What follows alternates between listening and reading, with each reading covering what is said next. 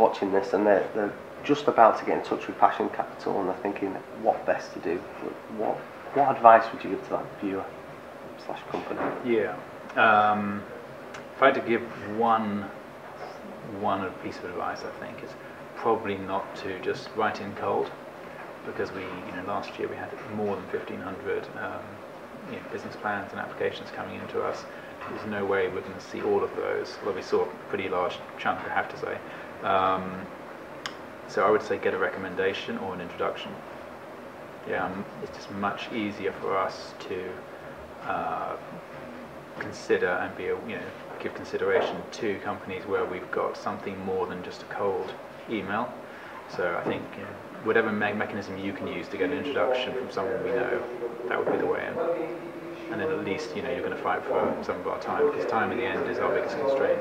I'd like to ask you one more question. What type of companies do you like to invest in? So we invest very early stage, so we're seed / even early seed. So we typically invest at the same stage as, let's say, business angels would. So if you already had 1 or 2 funding rounds, you're probably too late for us. If you've had a little bit of friends and family money, not necessarily, but if you've had a proper funding round, you're probably too late for us.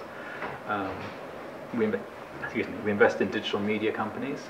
So if you're hard tech or bioscience or something, again, you're not right for us. We like companies that are led by normally technology-driven people, coders, for example, in our case. That doesn't mean we haven't invested in businesses led by MBAs, but it's probably harder for us to look at a business where the founders are from a business side as opposed to a technology side. We like teams that combine both, actually, ideally.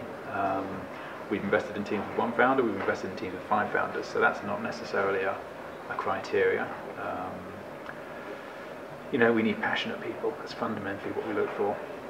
Yeah, that's why we call ourselves Passion Capital in the end. We want people that are really wanting to go out there and change something big if they can.